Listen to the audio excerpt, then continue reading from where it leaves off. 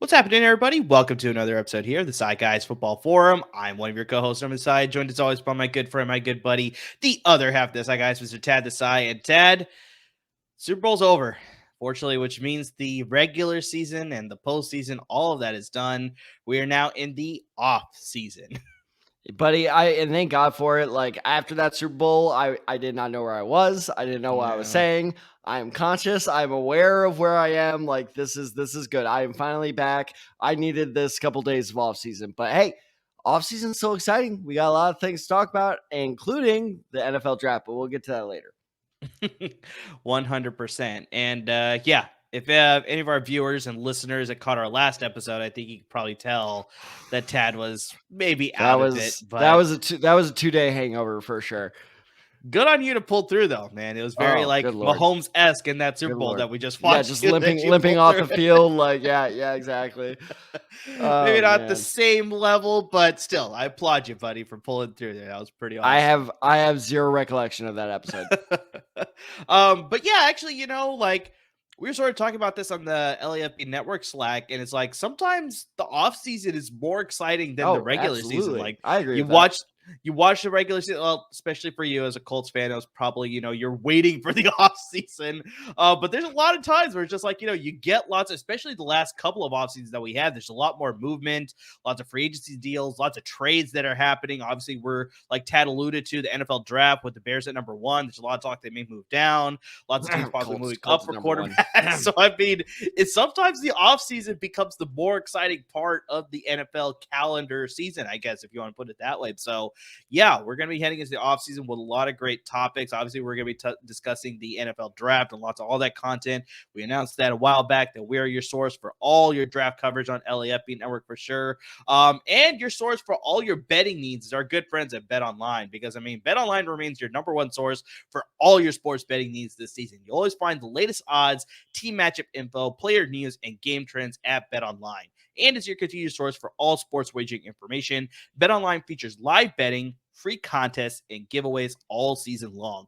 Always the fastest, easiest way to bet on all your favorite sports events, whether that's the NFL. I know we're in the offseason, but you can bet on free agency stuff. You can bet on draft stuff.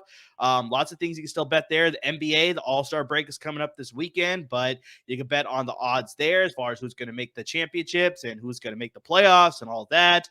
NHL is coming down to the end of their season. MMA, MLB. Tad, as of recording, pitchers and catchers reported. So, I mean, the MLB season is about to kick off. So, lots of things to bet there, obviously. You got tennis, you got boxing, esports, XFL. Golf. They got you covered on all front. Of course, the XFL and the USFL. That's going to kick off in a couple of weeks as well. So you got some spring football as well to bet on. So head to BetOnline today on your computer or mobile device, and you could join and receive a 50% of a welcome bonus on top of your first deposit. Just make sure to use our promo code BELIEVE. That's capital BLEAV.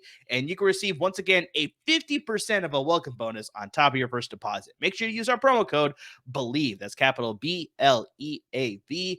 And you can receive your rewards. BetOnline, where the game starts. So, like we talked about, we're here in the off season, and so me and Tad, we wanted to bring you another fantasy episode. I know it's not full circle. Exactly, we're coming full circle here. So I know the fantasy season, not a lot of people play fantasy football during the playoffs. There are a few platforms that do that, but yeah, definitely there's less conversation about fantasy football during the off season. Picks up a little bit in free agency, a little bit around the draft time too. But we want to make sure that we remind you guys that we're also your number one source for fantasy football content as well. So me and Tad sort of took a dive into the current NFL headlines and also made a couple prediction headlines as well, as far as just some things that could possibly happen during the off season here that can affect your fantasy season when it comes around back in July and August. So we're going to kick things off here with some some real storylines that are going on right now, some real headlines, things that are happening right now. And so, Tad, I mean, what's a storyline that's happening right now that you think could really affect the fantasy season as we approach that in the summer? So I picked a storyline that does not just affect one player or two players. It affects an entire offense. And by the way, pop quizmer, I'm in teacher mode. Affect. I'm so glad you used that word. Now, is it affect with an A or an E? Affect with an A. Boy, I'm so proud of you. Look at you knowing your grammar. For all my students listening, that's why I quiz you on this. So anyway, affect with an A is one big move I put in quotation marks because I think who is in the Slack that isn't convinced of this? And before you answer that question, let me say what this is. Yeah. Tom Brady has retired from the NFL, supposedly. I won't believe it until next season starts with him still on the bench or still off the field. Yeah. But either way, even if he does come back, he's clearly not coming back from the Buccaneers. But before we go on, who's the one that's with me on that? So someone keeps putting that in the Slack. I'm kind of in that boat too, but it's definitely a conversation between our good friend of the podcast and, valued listener as well, Chauncey Talese. I think he's the one who's like, until I actually see him file his paperwork and he announces his press conference or whatever it is, and he doesn't suit up next season, he's like, then I'm convinced he's retired. But yeah, I know there's a good spirited conversation between him and another fellow LAFB Network league colleague here, Kerry Krongard. He's definitely like, he's always tried to sprinkle in these articles to convince Chauncey, yes, this again. That is such an inside joke. That is such a deep cut. But yeah, he always tries to bring up these articles that's like, oh, he filed his paperwork. Oh, he did this. And yeah, Chauncey's like, I'll believe it when I actually see it. I'm right there with Chauncey. So I don't know if Brady's come back or not. I think he is. I think he's just waiting for the right opportunity. But either way, it doesn't matter because I think it's fairly written in stone at this point. He is not going back to the Buccaneers. So that, in my opinion, absolutely tanks every Buccaneers player on that offense. And when I mean everyone, I mean everyone. So let's look at the stats here. Amir, of all the Buccaneers pass catchers, not just wide receivers, pass catchers, guess how many finished in the top 15 at their position? I'm saying 1. 0. See, I wanted to go 0, but I was like, Mike Evans came on strong at the end. Mike Evans came close. So I was like, I think maybe Mike Evans did it, but yeah, 0 doesn't surprise me either. It's funny you should say that. Mike Evans comes close because he was 16th. 16th. Come on. Yeah, that really worked out well for me. So he was 16th. Chris Godwin was 20th in fantasy. This is half PPR, by the way. Leonard Fournette, who, if I'm not mistaken, is a free agent, was the 15th overall running back, but that's only because he beat Kenneth Walker by 0.6 points. 0.6, less than a point is how he got into that top 15. Guess who their top rated tight end was in fantasy? Cade Otton at number 27. He was the 27th ranked tight end. This tight is all a wasteland. We've talked about it so many times. Especially with the Buccaneers last year. Like, good Lord. Yeah. But it's one of those things where, okay, these guys clearly struggled with a Hall of Famer quarterback. And yes, I know Tom Brady got a lot of hate or is getting a lot of hate for quote unquote struggling his last year. He really wasn't all that bad. Like, that's also surprise too. Like, he was pretty good. I think just he didn't have the offensive line that he had the previous 2 seasons. Yeah, and you can tell towards the end of the year he was scared of getting hit. That's the big thing that hurt him for sure. So it's one of those things where, okay, you have a better than serviceable quarterback who is now gone. You have an offensive line, like you said, that is inconsistent in terms of staying healthy. And I know that's a little unfair. Maybe they can, prove that is not a continuing theme. But you as a 49ers fan can attest to this. When a team gets injured a lot, that tends to be a little indicative of some, future patterns coming up. And on top of that, I'm laughing because while I was doing research for this, I looked up, realistic possibilities for Buccaneers quarterback 2023. Do you want to hear some of the names that popped up? Well, obviously it's Kyle Trask because he's on the roster. Yeah, so Kyle Trask is one of them. I know Blaine Gabbert's a free agent, but I've heard that they want to bring him back. Yep. They want to bring him back because they're a fan of his. Besides that, I haven't heard much else. Obviously there's You could throw out the possibility of a trade for Lamar Jackson with all that situation going on. Derek Carr he can sign right now. So, I mean, they can entertain that, obviously. But just like outside of that, I really haven't heard much else. Okay, so I'm glad you brought up those two guys because those are obviously the big name guys, right? Notice how the Bucs are not in the talk or in the rumors for either one. So Derek Carr is more than likely going to be a Saint, which is even worse for the Buccaneers since it's a division rival. Lamar Jackson, from what actually last thing I read, chances are he might actually be a Falcon, which will be interesting. But the Bucs have not been involved in any of this. So the four names that kept popping up in multiple articles I read were Blaine Gabbert, Kyle Trask, Jacoby Brissett, and Baker Mayfield. Are any of those really inspiring fantasy confidence in you? No, not really. No, right? So it's one of those things where, yes, and this, I will absolutely own up to this being a terrible take that aged horribly. If they do get Derek Carr or Lamar Jackson, then I'll be like, okay, yes, I actually like this Buccaneers offense now. But on the more likely chance that they don't land either one of those and they have to settle. Also, Jameis Winston is another name being thrown around that he may return hearing to that Tampa too. Bay. He is a free agent. A lot of people are like, let him come back to his team and, go crazy again and have a starting opportunity with better weapons and all this stuff. But I don't think that's going to happen. I think this is mediocre central. We are talking about guys that just are not that good. Yeah. Not saying they're bad. Trust me, I wish the Colts had Jacoby Brissett last year. But this is not a team that I trust fantasy-wise when they were middling being the perfect word, with the 16th overall receiver, the 20th overall receiver, the 27th overall tight end with Tom Brady. Imagine that offense now with Blaine Gabbert or with Jacoby Brissett. That is not a fantasy offense I'm trusting. And on top of that, let's not forget, this is maybe the biggest point that I haven't even touched on yet. Byron Leftwich is gone. That dude got scapegoated, which is absolute bullshit, by the way. But he got scapegoated, so he's gone. No one knows what this new offense is going to look like. No one knows who the quarterback is going to be. I am not touching a single Buccaneers player, not receiver, not tight end, not running back, not quarterback. I am staying completely away from Tampa Bay until this quarterback situation gets figured out, which it probably won't be until next offseason. I think some of those names don't worry me as much as maybe some of the other ones. Like a Baker Mayfield wouldn't be so bad. Jacoby Brissett could actually be not bad. He filled in pretty nicely. We were doing the same thing with the Browns last year.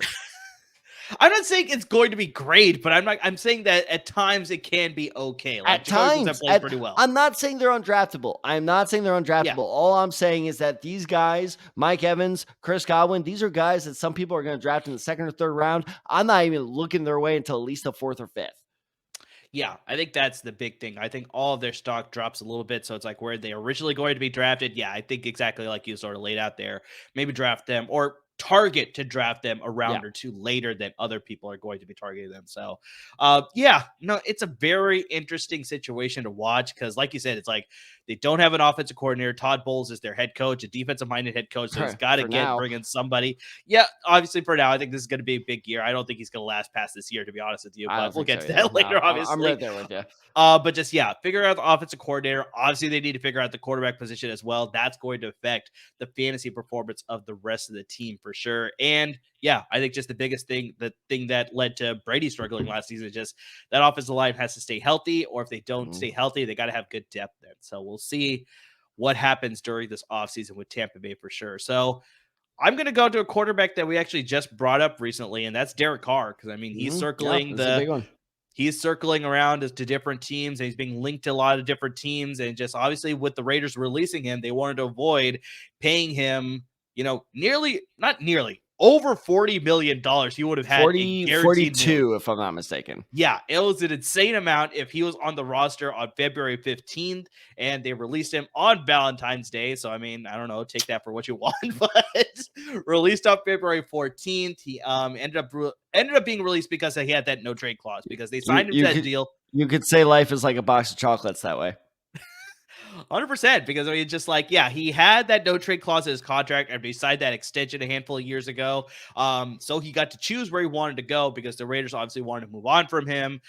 They ended up releasing him, so now he gets to choose where he wants to go. They had a little bit of a possibility to trade him to New Orleans. He had a meeting with them. Obviously, it didn't lead to anything. Otherwise, we'd be talking about him being a New Orleans Saints. But yeah, as of right now, he's a free agent. He could sign wherever he wants to. He doesn't have to wait for the free agency period because he was released. And yeah, Raiders obviously moving in a different direction, looking for their franchise quarterback, and Carr's looking for a new home. So Carr arguably had his worst season last year, which is actually kind of bad, especially when you're looking for a new home now. It's like, I mean, he only threw for 3,522 passing yards, 24 passing touchdowns, 14 interceptions in 15 games, because you have to remember those last 2 games, they decided that, you know what, we don't want Carr on the team anymore, so you're dismissed.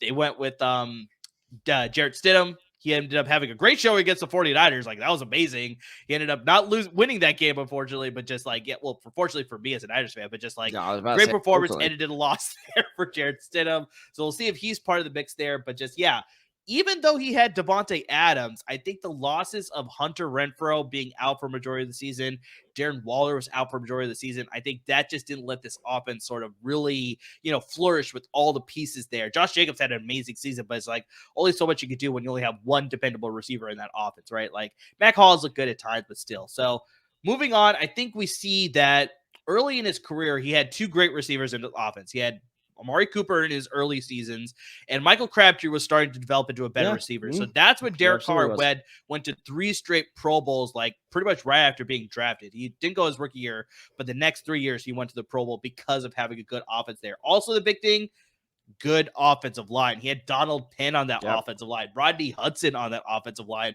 Colton Miller actually developed into a really good offensive lineman too. So they were all at that line during that time. So that's part of the reason too. So I mean, the biggest thing here is just if he could land into a similar situation like he had back in early in his career, I think he could have another good fantasy performance, because during that 2016 season, probably his best season, he finished as a quarterback 10.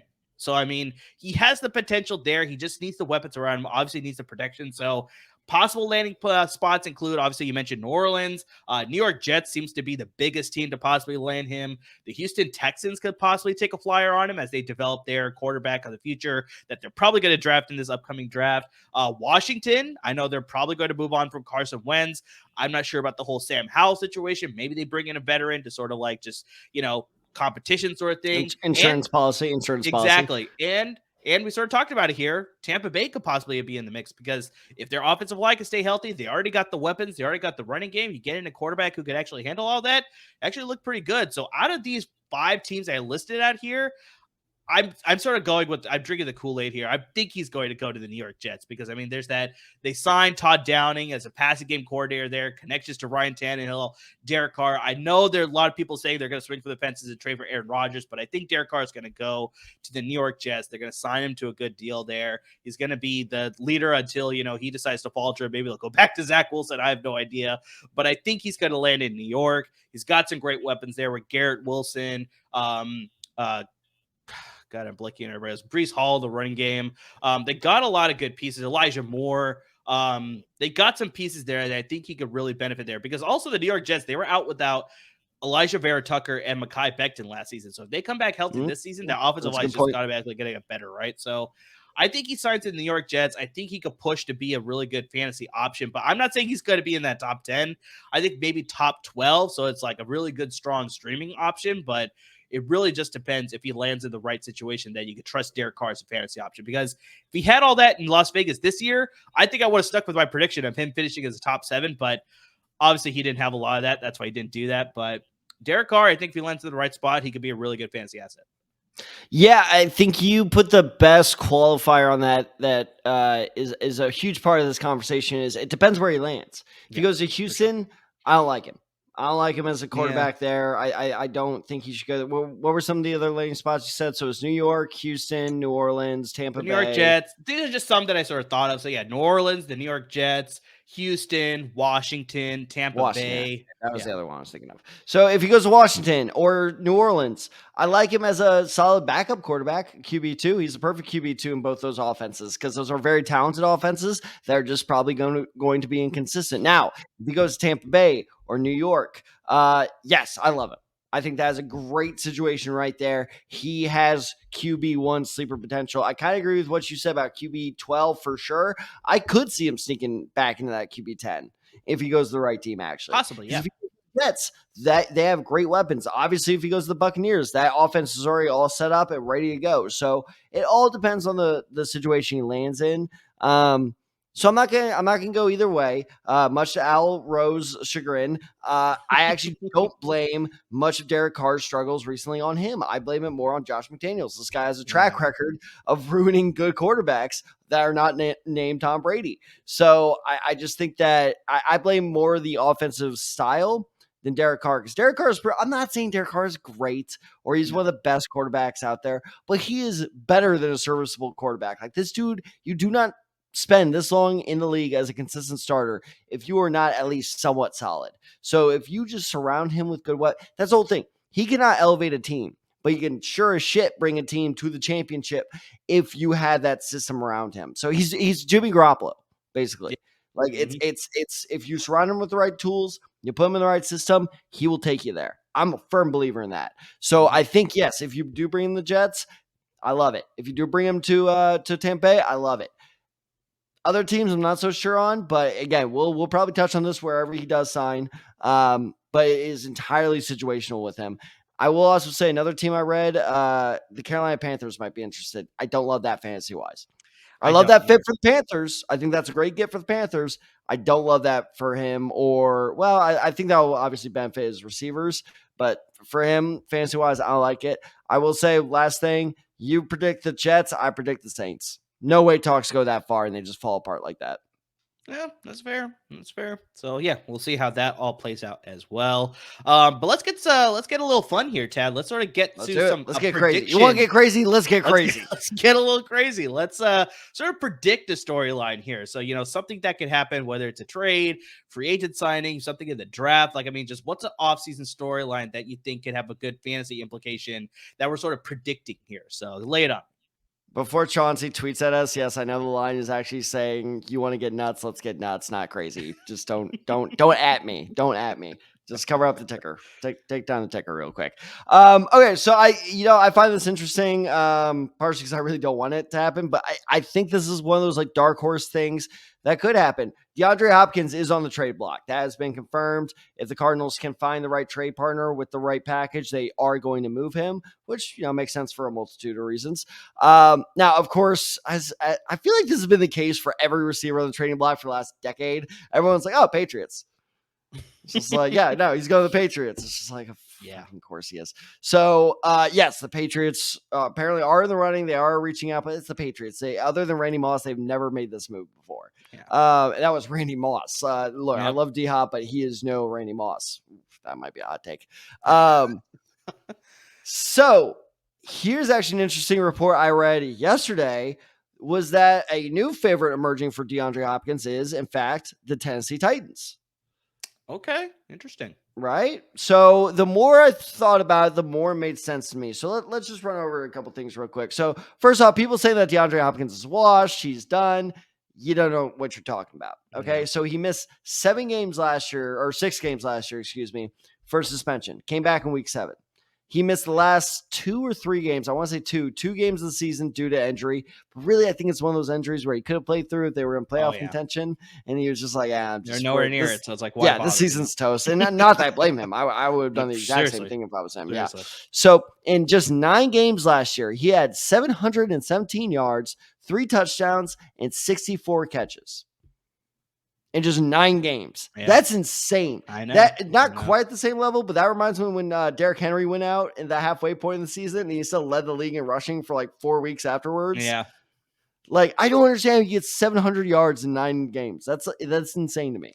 So No, it's he very is similar to Cooper Cup too, where it's like he played yeah. Oh, I think that's a 10 great games or example. something like Yes. that, No, and he that's still an finished excellent as a example. fantasy wide receiver number Mhm. 25 or like in the top 25, something like that. So it's just like, yeah, it's just insane. Some of these guys who could produce the way that they do, and DeAndre Hopkins is one of those guys too in a shortened season.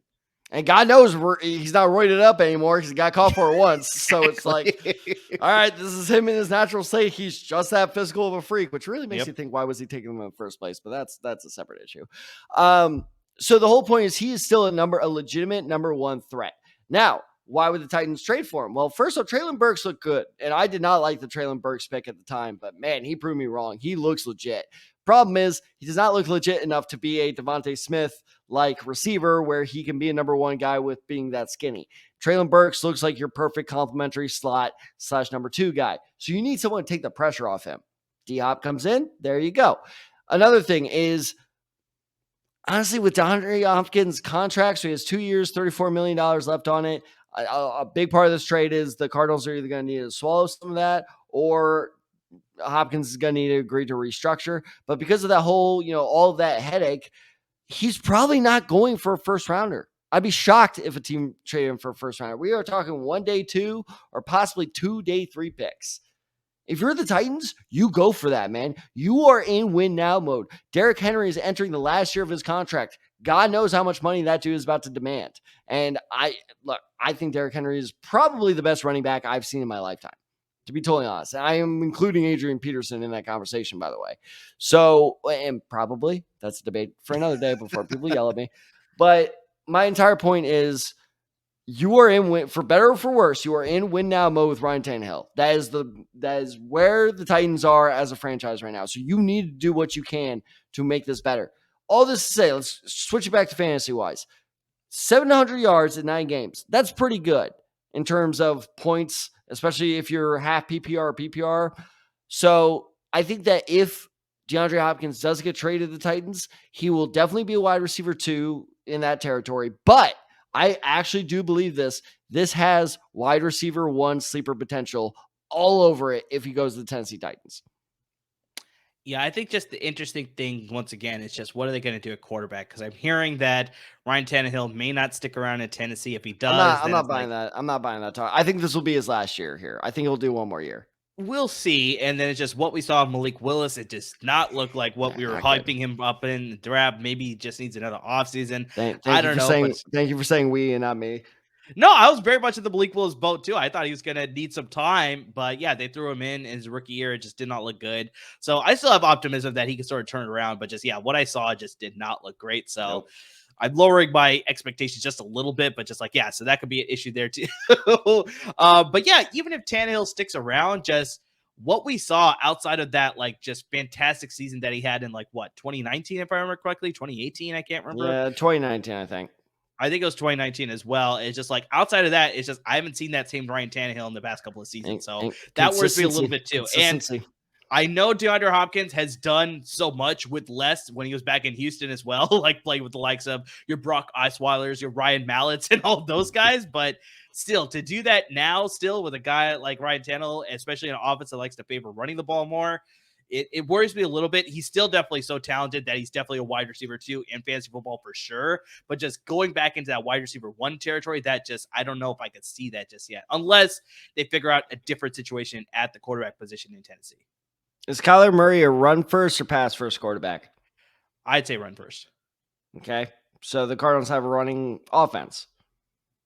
I could see that, but I think also So do I need to repeat his stats in 9 games in a running offense? No, that's fair. That's fair. But I also think they built that offense to be more of an air raid style offense to suit Kyler Murray's playing style too. No, right? that's also fair. No, that's a good point. But we'll see. We'll see. I do like that intrigue there. I know you don't like it as NFC South. No, AFC South. Colts are gonna suck. Who gives a shit? We're gonna be in the top 10 again next year. I really don't care. Yeah. So, but yeah, that could be interesting. Just where he ends up landing, definitely whatever situation he lands in, it could either be really good for him or it could be so-so. So with Tennessee right now, I'm sort of in that so-so boat. But yeah, we'll see how it all plays out. I think so-so is the tagline of that franchise. So I'm going to go the free agency route. So I was taking a look at all the upcoming free agents in the 2023 offseason here. And so I landed on a running back here, Miles Sanders, because we talked Okay. about this in our last episode that Philadelphia has a lot of free agents that I don't know if they're going to be able to have that roster's getting gutted. Yeah, we listed off a lot of the players that, are potentially going to be free agents, potentially going to retire as well. Like Jason Kelsey has said, he's undecided about what he's going to do with the season. So we'll see how that plays out. But one of those guys that we mentioned was Miles Sanders. And part of me thinks that Philadelphia, they do a running back by committee approach. Like, I mean, Miles Sanders had a really good season last year, but they also use Boston Scott. They also use Kenneth Gainwell. They use a lot of different running backs in that committee approach. So part of me thinks Philadelphia is not going to prioritize bringing back Miles Sanders. Maybe they'll go with Kenneth Gainwell, who they drafted also in the second round, I think in the 2020 draft, if I remember correctly. Possibly the third round. I can't remember, but I was about to say second round sounds early, but you keep going.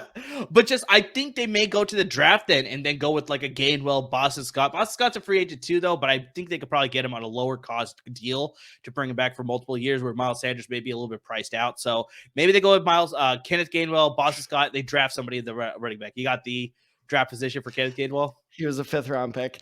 5th round pick. Wow. Okay, I was not even close. But was it 2020 at least? It was sorry. Hold on. Why is it college? Okay, I have his college. Hold on. Sorry. Okay. This is great podcasting. Was selected. Right, yeah, exactly. 20. No, you were also wrong. There was 2021. Ah, jeez. So you're early on that one. But anyway, so I don't think they'll prioritize bringing back Miles Sanders. So, well, real quick on that, what I will say too, and I'm not saying this one game made or broke, whatever, was the make it or break it decision for the Eagles. Oh, yeah, there we go.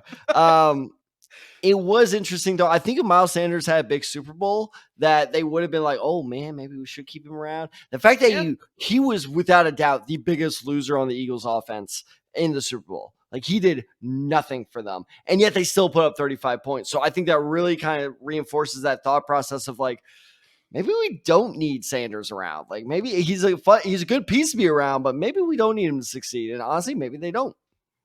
Yeah, because I mean, the RPO offense, or like that style offense that they suited around Jalen Hurts, that definitely benefited him because he rushed for over 1,200 yards and 11 touchdowns, which were both career highs. So he had his best season, which is good heading into the offseason here. He finished as a running back 15 in fantasy circles, and that was his highest finish, tying his highest finish with his rookie year, which is also RB15 in PPR leagues as well. So he's coming off a really good year, and I really think he can land in a situation that could benefit him as an RB1. So here's the team that I tossed out that he could sign with. The Carolina Panthers. So Frank Reich is now the head coach in the Carolina Panthers. He was obviously long gone by the time Miles Sanders was drafted by Philadelphia, but Frank Reich coached the Indianapolis Colts.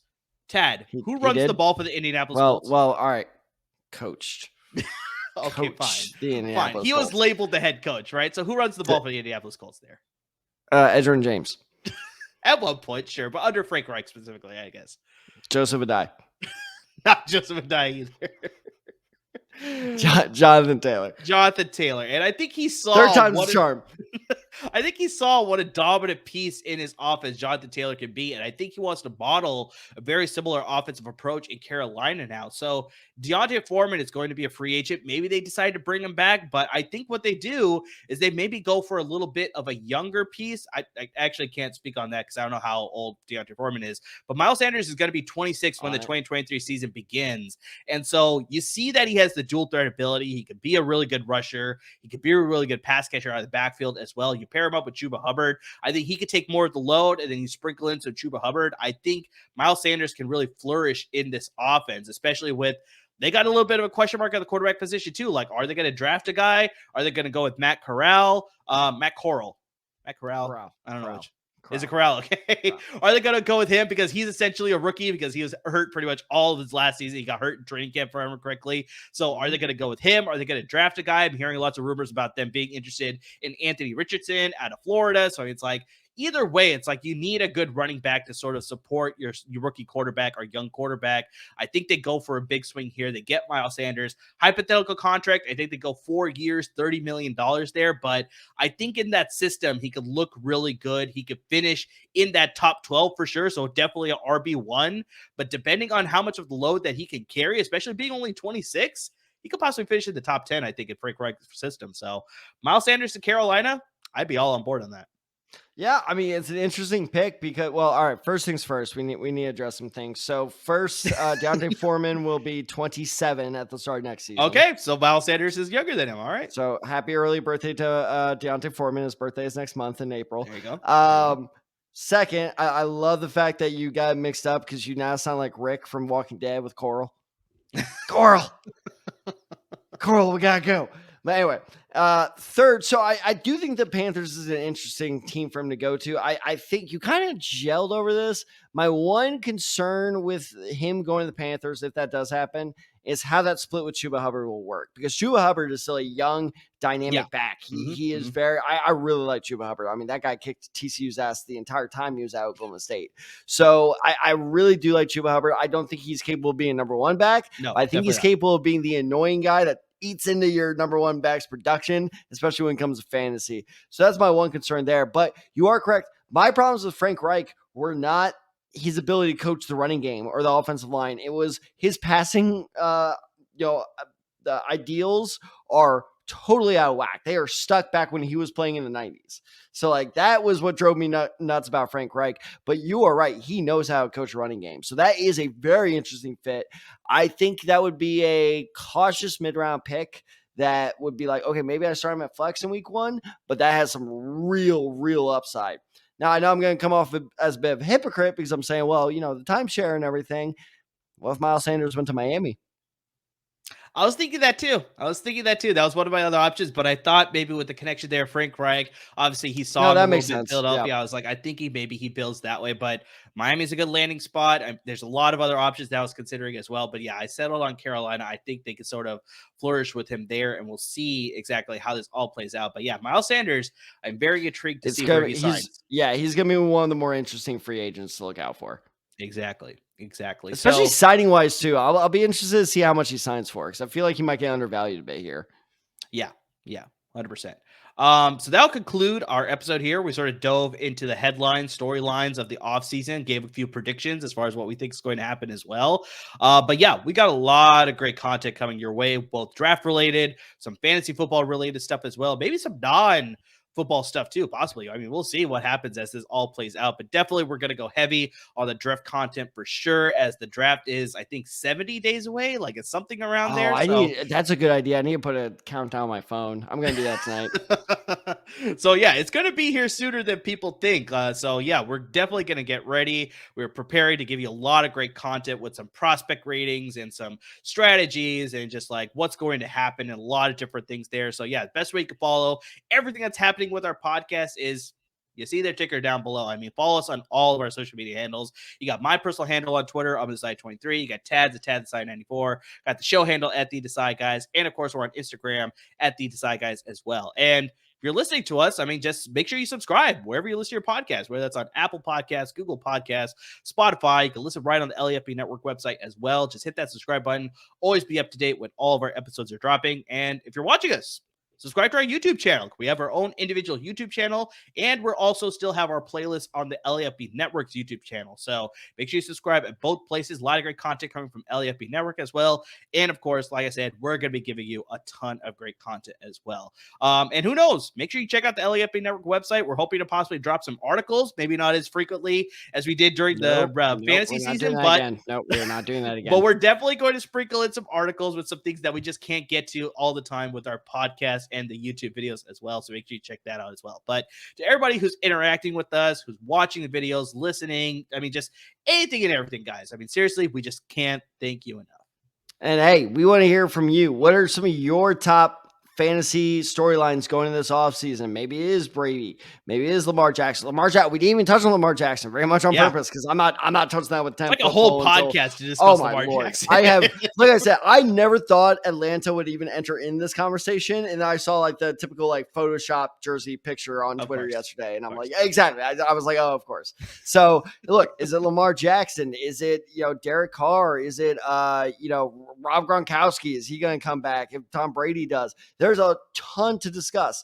So if you would like to discuss it with us, give us your hot takes, give us your opinions, ask us your questions. Like Amir said, hit us up on those socials. If you're in the listening audience, Amir already announced them. Clearly, he's more well-spoken than I am, so that's why he does that. So as always, guys, thank you so much for listening, and please stay safe, everyone.